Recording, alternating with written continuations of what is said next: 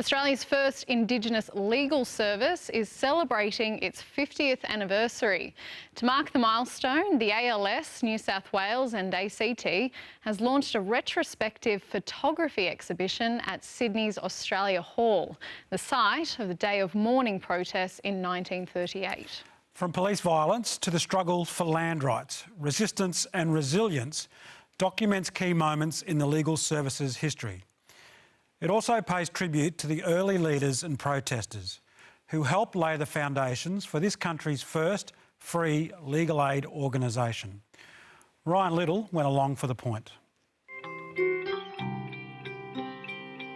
I mean, what was going on in Redfern was absolutely atrocious. It was criminal. It was open slather for police to come to the hotels and just arrest people, whether they were breaking the law or not breaking the law, and cart them off. The same things were happening in these small country towns. Enough was enough. Following sort of the 1967 referendum and the census, they really didn't translate to much change on the ground for our elders. And I think it was sort of out of that disillusionment that we had, the Black Panther movement that was largely sort of coming out of the US, and of course the black activists in Redfern who decided that it was time to get together and do something about this. And of course, those activists included the likes of Paul and Isabel Coe, Gary Williams, Gary Foley, so many others, and it is just phenomenal to have those kinds of giants, behind us, and to make sure that the ALS really came to be what it is today. They were refused service at the hotel and stood there in protest.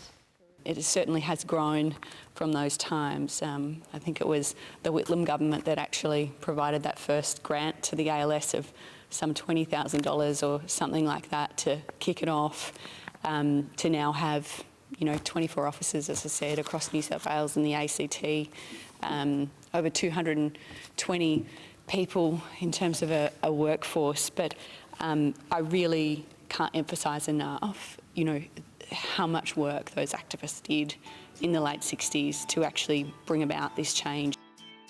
We were all committed, and everybody that had done what they did it for nothing to help change things.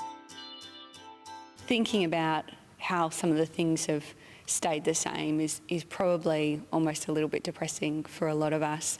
I mean, even if we think about the time from the Royal Commission into Aboriginal deaths in custody, governments across this country have ultimately had a roadmap for decreasing not only Aboriginal deaths in custody, but the over-incarceration of our mob, New South Wales, the ACT, and in all of the other jurisdictions. It's really quite scary.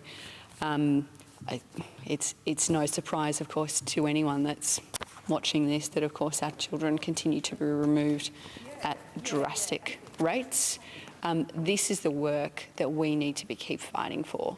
I mean, this is the work that the ALS is here to do, to make sure that mob know that we've got their back in the fight for racial justice. We were an organisation that was doing what we set out to do, provide free legal services to Aborigines. I mean, for the ALS, kind of leading a lot of the land rights protests in New South Wales was certainly one of the big achievements in terms of the ALS. But of course, yes, in addition to the services that we offer in criminal law, care and protection, family law, we also have a life-saving custody notification service. This not only makes sure that mob are connected with a lawyer if they're coming into custody, but also that it's a well-being, like it's a literal lifeline for mob coming into contact with that system. There really is some great photos at this exhibition, and of course trying to bring them to life and make sure that we are recognising those activists and what they did to actually get the ALS up is really, really important.